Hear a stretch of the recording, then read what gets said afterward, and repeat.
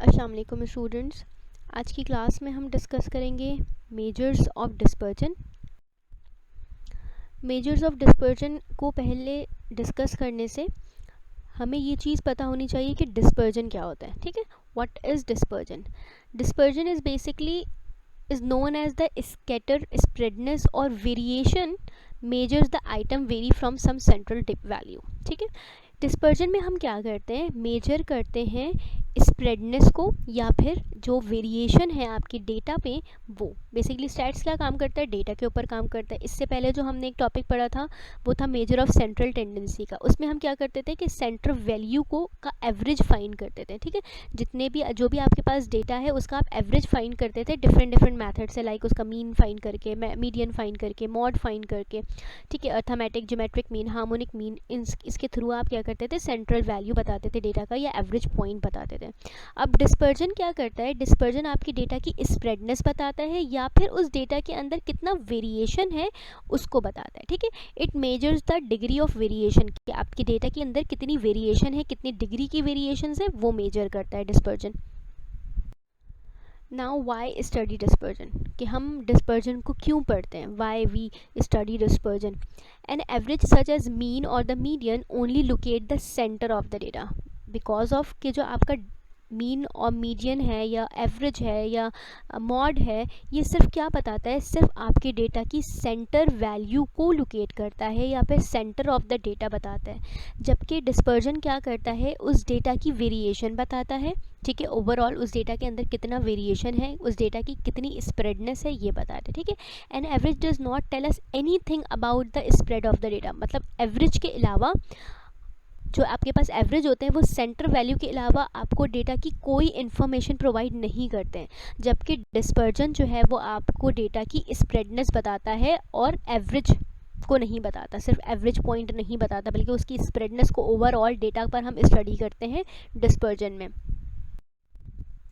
Now dispersion example, for suppose एक example है आपके पास, जैसे यहाँ पे लिखा है number of minute 20 client waited to see a consultant doctor. ठीक है, 20 मिनट्स का जो है डेटा आपके पास गिवन है, दो डॉक्टर हैं, दो कंसल्टेंट हैं आपके पास, एक कंसल्टेंट को मैंने एक्स का नाम दे दिया और एक कंसल्टेंट को मैंने वाई का नाम दे दिया। ठीक है, अब वो जो है नंबर ऑफ 20 टोटल जो है क्लाइंट्स हैं, 10 क्लाइंट को एक्स डॉक्टर देख रहा है और 10 जो क्लाइंट्स हैं उनको वाई डॉक्टर देख रहा है। ठीक है, अब उनकी ड्यूरेशन ऑफ टाइम गिवन है बेसिकली आपके पास कि कितना मिनट, कितने डॉक्टर, कौन सा जो डॉक्टर है वो कितने मिनट पेशेंट को चेक कर रहा है, मतलब पेशेंट के ऊपर स्पेंड कर रहा है। ठीक है, फॉर सपोज आपके पास जो एक्स डॉक्टर है उनका जो डेटा है वो क्या है, आपके पास 5 है, 12 है, 4 है, मतलब 5 मिनट चेक कर रहा है वो अपने क्लाइंट को, 12 मिनट चेक कर रहा है, 4 मिनट कर रहा है, 37 मिनट कर रहा है, 6 मिनट कर रहा है, 15 मिनट कर रहा है, 3 मिनट कर रहा है, 19 मिनट कर रहा है, 11 मिनट कर रहा है और 34 मिनट कर रहा है। ठीक है, रादर देन जो डॉक्टर वाई है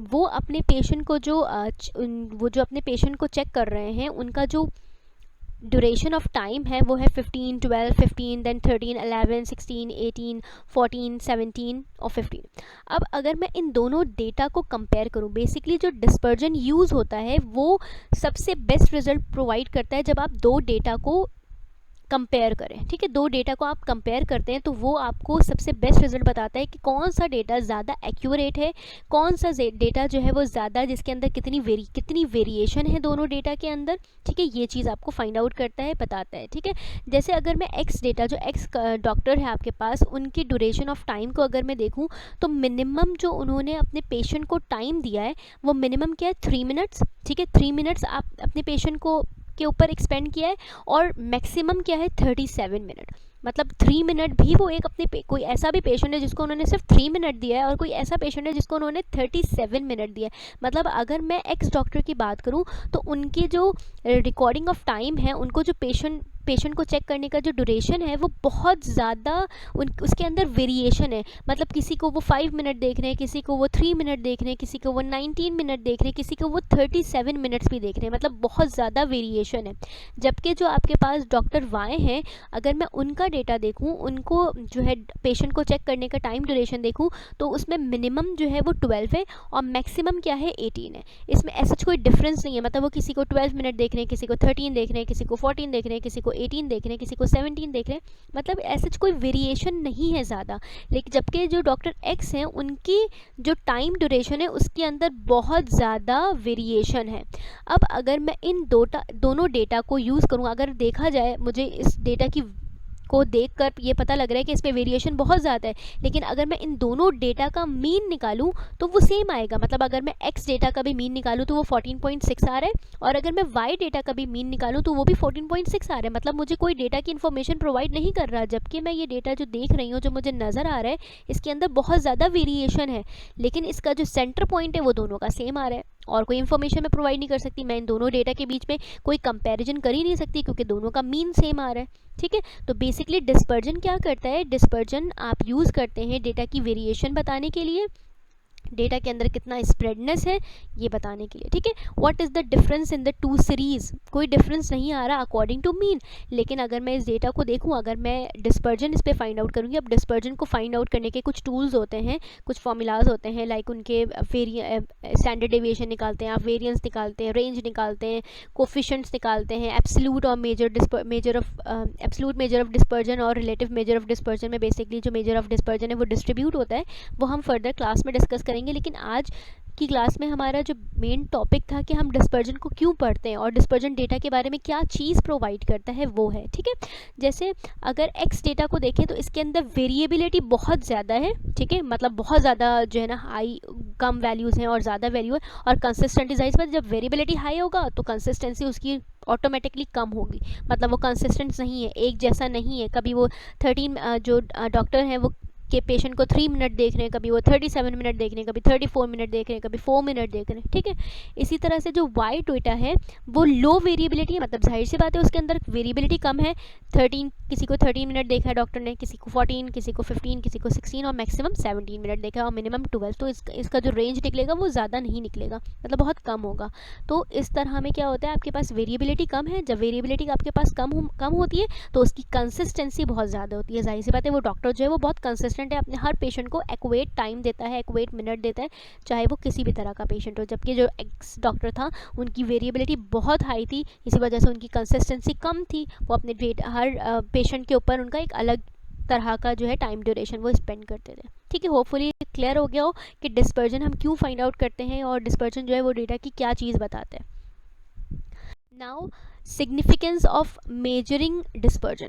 ठीक है, to determine the reliability of an average. ठीक है, आप क्या फाइंड करते हैं, रिलायबिलिटी फाइंड करते हैं एवरेज डेटा जो आपका डेटा है उसकी बेसिस पे। ठीक है, टू फैसिलिटेट कंपैरिजन, कंपैरिजन करने के लिए सबसे ज़्यादा डिस्पर्जन यूज़ करता है। जब भी आपको दो डेटा की बीच पे कोई रिजल्ट प्रोवाइड करना हो तो सबसे आसान टूल जो हम यूज़ करते हैं वो होता है मेजर ऑफ डिस्पर्जन का। मेजर ऑफ डिस्पर्जन में टूल्स होते हैं स्टैंडर्ड डेविएशन और वेरिएंस, जो सबसे ज़्यादा हम यूज़ करते हैं, उसकी बेसिस पे हम अपने डेटा के बारे में वेरिएबिलिटी बताते हैं कंपेयर करके। ठीक है, टू फैसिलिटेट कंट्रोल, और कंट्रोल करने के लिए भी काम आता है आपके पास डिस्पर्जन। जाहिर सी बात है, जो आपको वेरिएबिलिटी पता लग जाएगी तो आपको ये पता होगा कि कौन से डेटा में कहाँ पे हमें ज़्यादा काम करने की ज़रूरत है, कौन सा डेटा जो है अच्छा रिजल्ट हमें प्रोवाइड नहीं कर रहा। ठीक है, to facilitate the use of other statistical measure, और बहुत से डिफरेंट स्टैटिस्टिकल मेजर को भी मेजर्स करने के लिए भी जो मेजर ऑफ डिस्पर्जन है वो आपके काम आता है। ठीक है, now properties of good measure of dispersion. एक अच्छे मेजर ऑफ डिस्पर्जन की क्या प्रॉपर्टीज़ हैं, वो क्या आपको डेटा के बारे में क्या नॉलेज प्रोवाइड करता है।